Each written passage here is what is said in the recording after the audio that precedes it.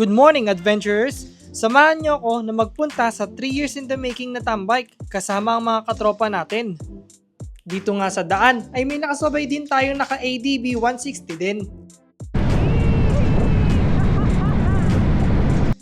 Inumpisahan na nga natin ang biyahe mula dito sa Taytay.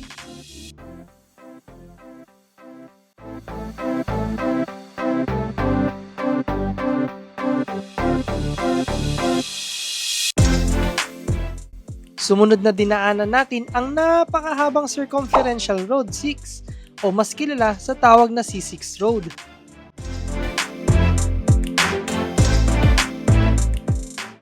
Nagbiyahe nga tayo ng maaga para kahit papaano ay makaiwas sa traffic at maaga na rin makarating sa meet-up place.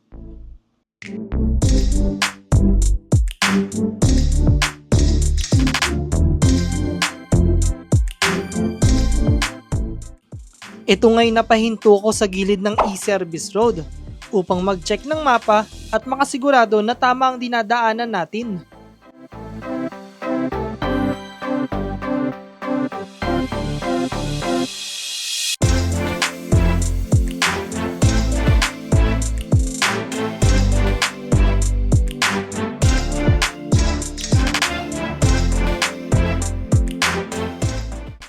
First stop natin ay ang gas station sa Muntinlupa upang makapag-update sa mga kasama natin sa ride at makapagpahinga na rin saglit.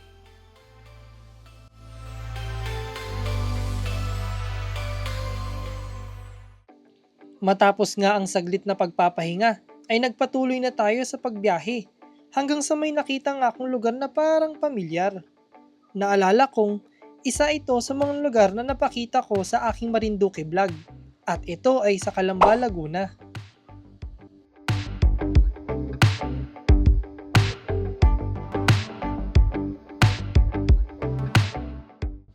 Dito nga pala tayo dumaan sa Batangas upang daanan ang kasa kung saan ko nabili si Lucky, ang aking ADB 160. Makalipas ang ilang minuto ay nakarating na rin tayo sa Honda Elite Motorbikes at naghintay lang saglit para makapag-park. Hey! Nakarating tayo sa natin kinuha si Lucky. 1 year na. Ngayon is kukuha tayo ng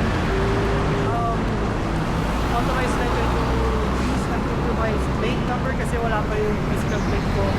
Sinawag ko na rin siya sa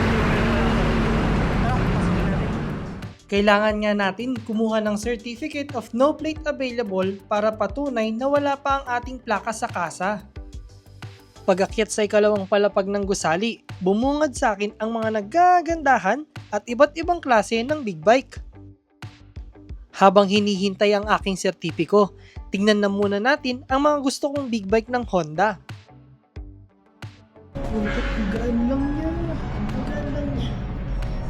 Unang-una na dyan, ang Super Sports Big Bike na CBR 500R na may 471cc o displacement.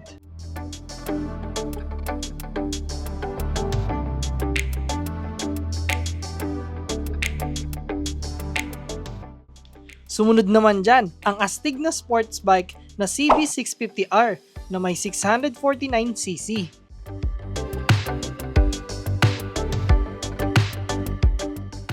Ito yung ex-ADB nila ng kuya ni ADB 160. Panghuli naman, ang Adventure Big Bike na ex-ADB na may 745cc. Matapos nga makuha ang Certificate of No Plate Available, ay dumiretso na tayo agad sa meet-up place sa San Pablo.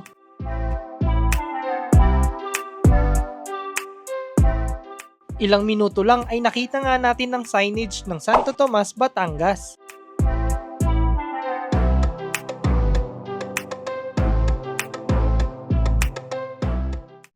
Mayroon niyang shortcut na tinuturo ang mapa na pwede natin daanan at banda dito yan sa San Roque.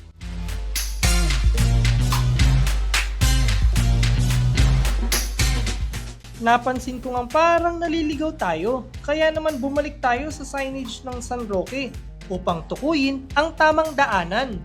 Natumbok ko na nga yung shortcut na sinasabi ng mapa at napadalawang isip ako kung tutuloy ba tayo kasi mukhang di pa gawa ang kalsada.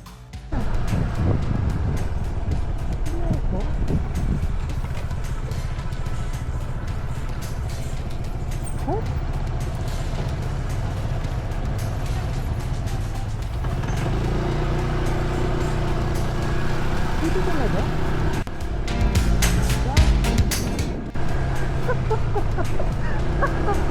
Dito talaga ako pinapadaan? Seryoso? Totoo ba to? Hindi ko nga alam itong daanan na to eh.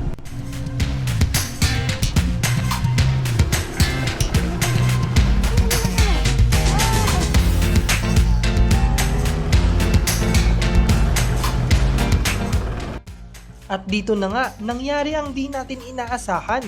Ang muntikan ng matumba sa putikan. Buti na lang ay natukod ko agad ang aking paa. At napapaisip akong adventure nga naman. Kaya naman napasabi na lang ako ng sa pagpapatuloy at sa di inaasahan na pangyayari ay mapapasabi ka na lang ng keep going, let's go! Ang mga ganitong pangyayari ay kasama talaga at di maiiwasan sa mga adventure natin. Kaya sa susunod ay doble ingat na lang. Matapos nga ang putikan na daanan ay sinulit ko na ang parte ng kalsada na patag upang makapunta agad sa meet-up place natin. Sa bandang dulo nga ng maayos na daanan ay nakakita ako ng bahay ng mga manggagawa at dali-dali nang nagtanong.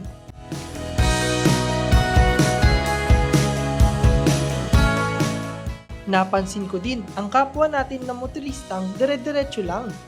May daanan dito, sir? Meron? Sige, sir. Salamat. Kumpirmado ngang meron daanan pero ito ay ginagawa pa lamang kaya grabe din ng putik. Grabe, adventurous talaga to. Anong daanan to? May mga nakasalubong din tayong grupo ng siklista, kaya tumaas ang kumpiyansa natin na maayos na ang daanan sa bandang unahan. Dahil nga sa putikan ulit ang ating dadaanan, ay medyo nagbagal na nga tayo ng takbo. Nang sa ganon, maiwasan natin ang pagdulas ulit.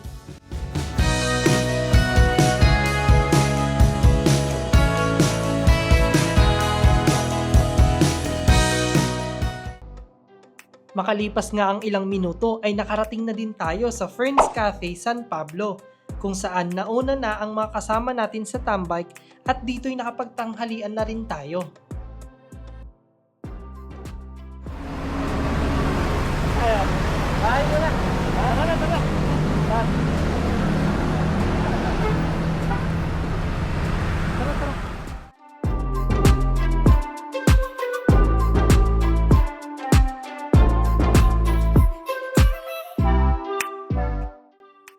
Napagdesisyonan nga ng grupo na magtungo muna sa bahay upang makapagpahinga saglit at makapagtanggal na din ng mga bakas ng putik sa motor ko.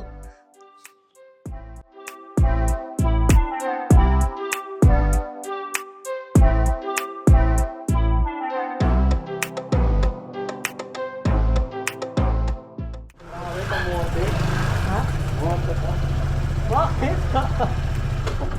Alam ko, taksong 50 lang. Times 3 pala dapat. Papagas lang ako, ha? Sige, sige. Oo na lang. Oo na ako. Nabanggit ko nga pa lang, 3 years in the making ang tambike na ito. Dahil sa di magkatugma-tugma ang mga sked namin at kaya naman sinulit na natin ang libreng araw ng bawat isa upang makapag-rides. Saktong may malapit lang na gas station at nakapagpagas na din ang ating kasama. Matapos nito ay dali-dali na rin tayong bumiyahe papunta sa lugar ng tambike. Kung kanina nga ay nagkandaligaw-ligaw na tayo papunta, ngayon naman ay medyo pamilyar na tayo sa mga lugar na dinadaanan natin, lalo na itong napakahabang Alaminos Bypass Road.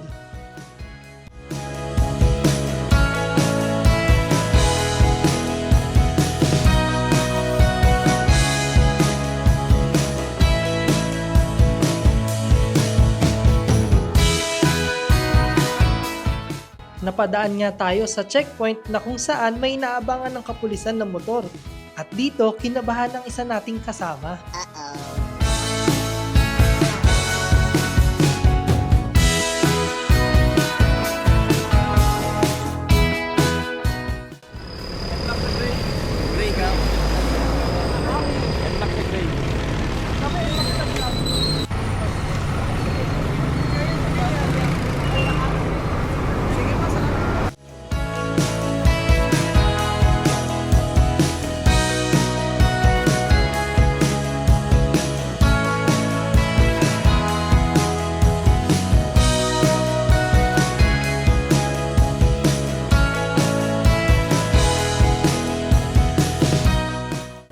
Pahinga muna yung motor. Ha? Pahinga muna kahit 5 minutes. Wala tayo mag-checkpoint lang. Train naman pala. Bakit? Parang di ba sila pag-ahon? Makalipas nga ang ilang minuto ay nag-umpisa na tayong umakyat sa view deck. Dito nga tayo nag-umpisa sa Talisay, Tanawan, Batangas.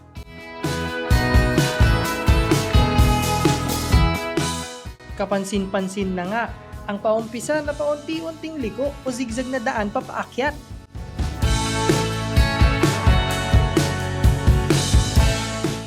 Malamig at sariwang hangin nga ang hahampas sa'yo habang paakyat dito. Samahan mo pa ng magagandang tanawin ng paligid.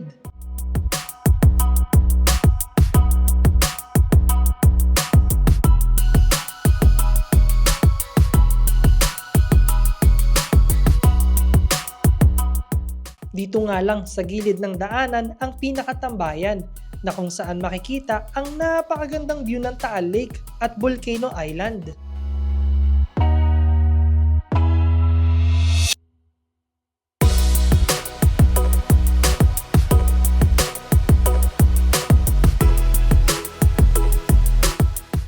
Matapos nga ang magandang kwentuhan ay tumuloy na rin tayo sa pagmumotor. Ang Ligaya Drive o ang Sungay Road na matatagpuan sa boundary ng Cavite at Batangas ay isa sa mga delikadong daanan sa Calabarzon.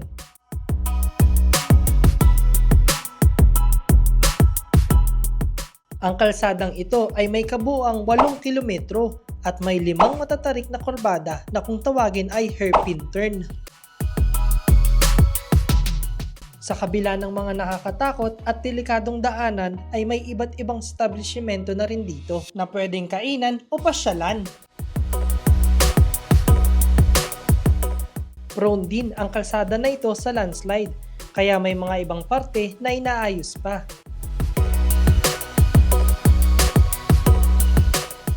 Gayunpaman ay marami pa ring dumadaan at namamasyal dito dahil nga sa mga magagandang tanawin.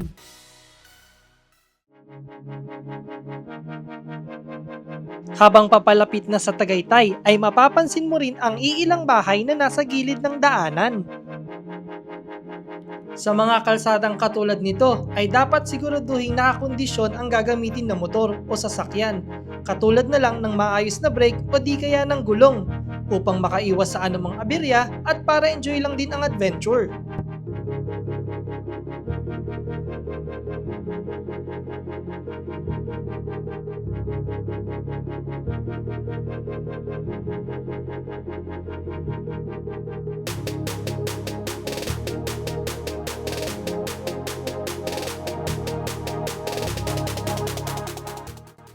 Banda rito na rin ang mga mistulang hairpin turn na nangangailangan ng maingat na pagliko habang papaakyat.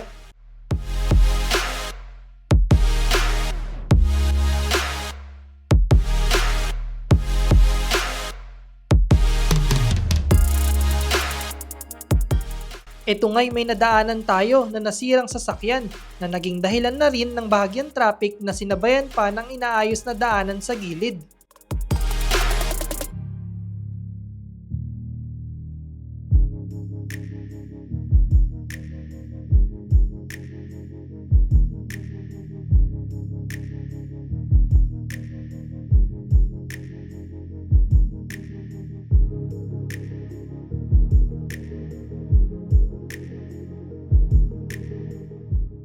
Matapos nga ang mahaba at delikadong daan na Sungay Road ay narating na rin natin ang Tagaytay.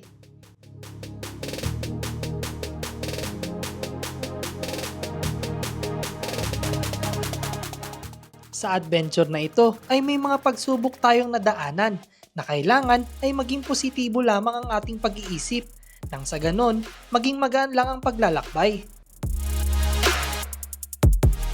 Kaya naman, dito na nagtatapos ang tambike sa Ligaya Drive adventure natin. Huwag mong kalimutan na mag-like, share at subscribe sa aking YouTube channel para makasama ka sa mga susunod nating adventure pa. Kita-kits! Bye!